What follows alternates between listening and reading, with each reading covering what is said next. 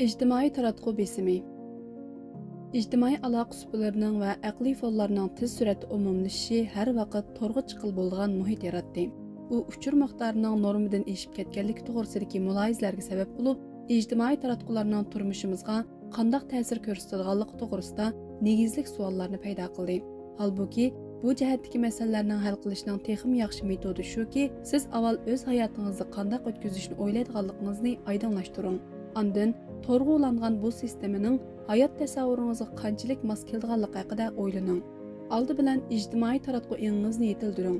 Bir necha kun xotir yozib, ijtimoiy taratqularni qanday vaqtda, nima uchun ishlatganligingizni va sizga qanday tuyg'u berganligini xotirlang. İctimai taratqularning eng chong ijobiy va salbiy taraflari qaysilar? Ijobiy taraflarga kelsak, ijtimoiy taratqular kishilarni ko'z qarashini bayon qilish, mazmun yaratish, shundaqla kishilar va uchurlar bilan aloqa o'rnatish jihatda ilgari mumkin bo'lmaydigan imkoniyatlarga ega qildi. Salbiy taraflarga kelsak, ijtimoiy taratqular bakli kuchli. Ko'pincha kuchli qurollarga o'xshashla uni xato yo'lga ishlatgili bo'ldi. Biz oqilona va bexatar qaror chiqarish uchun cho'qim ijtimoiy taratqularni, uning qanday ishlaydiganligini, jalb qilish kuchini va kamchiliklarini tushunishimiz kerak. Ijtimoiy taratqularni yaxshi usulda ishlatalash bizdan shularni talab qildi. Birinchi, xavfni to'nib yetish. Ikkinchi, to'rdagi qilmishlarimizga texmo bak mas'ul bo'lish. Uchinchi, qilmishimizning g'oyamizga foydasi tegish uchun o'z-o'zimizni qilib qisilish. Kishilar orasida barcha ijtimoiy taratqu usullarini tark etish haqida bas munozara tushishining orqasidagi sabab zodi nima? Oldi bilan bu, ya'ni barcha ijtimoiy taratqu usullarini tark etish gohida kishini o'ziga jalb qiladigan bir nishondir. Chunki bunda qilganda kech-kunduz davomlashadigan ijtimoiy texnik ehtiyojidan qutulg'ul bo'ldi. Tor dunyosidan chekinish va shu orqali jamiyatdan o'zini chetga ilish qandaqdir yangi hukm emas. Butun jahon tor orqali o'zaro bog'langan bu dunyoda barliq ijtimoiy taratqu usullarini tark etish besimdan qutulishining bir turlik chorasidir.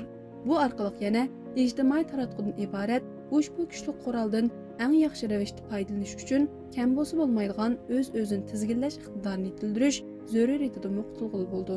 O'zlarini ijtimoiy usullarning va internetning jazbasidan voz kecholmaydigandek o'ylaydigan kishilarga nisbatan barcha ijtimoiy taratqu usullarini tark etish o'zlari tizginlayolmaydigan narsalardan mangulik voz kechganga o'xshaydi. Savol shuki, siz zodi nimadan voz kechmoqchi? Toki siz nishoningizni va muhim kun tartiblaringizni bekitmaguncha barcha ijtimoiy taratqu usullarini tark etishdan iborat bu tanlashning ahamiyati bo'lmaydi.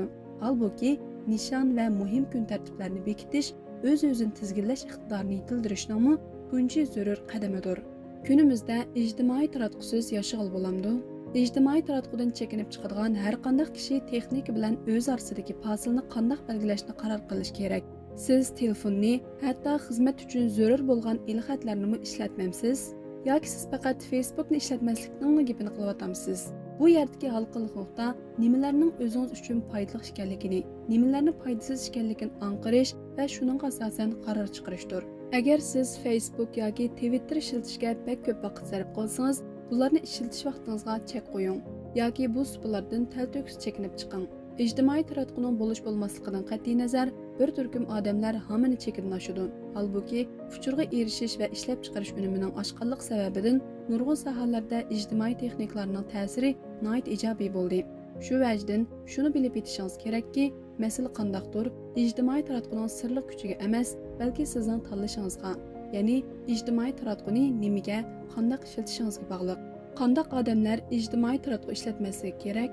O'zini qadrlash tuyg'usi to'van, hayojonini bosolmaydigan yoki xumor bo'lib qilish xohish kuchli odamlar ijtimoiy taratqu ishlatishdan hazar aylish kerak. Holbuki, bu tipdagilarning, bo'libmi to'g'ri xumor bo'lib qilishi mumkin bo'lgan kishilarning xili zo'r nisbatni egallaydiganligini nazarda tutganda, ijtimoiy taratquda ko'p vaqt sarf qilish oqilona tanlash emas. Qanday qilganda ijtimoiy taratqular bilan sog'lom munosabat o'rnata olamiz? Buni ro'yobga chiqarishdagi ochiqlik omil tamponlikqa kafolatli qilishdir. İctimai taratqular bilan sog'lom munosabat o'rnatish uningga biz tizginlashni va o'zimiz uchun xizmat qildirishni o'ylaydigan boshqa narsalar qilgandek muomala qilish kerakligidan derak berdi. Ya'ni biz o'zimizning nima uchun qilganligimizga diqqat qilishimiz kerak. Buni ijtimoiy taratqu ingi deb atashga bo'ldi. Biz nishonimiz to'g'risida o'ylanish orqali o'z qilmishlarimizning shu nishonni ishga oshirishga turtki bo'layotganligiga yoki uningga to'sqinlik qilayotganligiga baho bera olamiz. Bu jihatda ijtimoiy taratquv xotira sezib, qachon, nemishqa texnikadan foydalanganligimizni, shundaqla shu chog'dagi hissiyotingiz va ehtiyoj holatingizni xotirlashning nurg'un foydalari bor. Siz bu omillarni o'z nishoningizga binoan baholasangiz, buning foydasi texmi zo'r bo'ldi. Albatta bu jarayonmu sizdan o'z nishoningizni aniq bekitishingizni va konkretlashtirishni talab qildi. Ya'ni tibobatning falon tarmog'ida doktorlik o'qib, millat uchun xizmat qilaman degandek aniq nishon bekitmay turib, mayli ijtimoiy taratqulardan, mayli boshqa texnikalardan to'g'ri foydalanishdan so'z ochqil bo'lmaydi.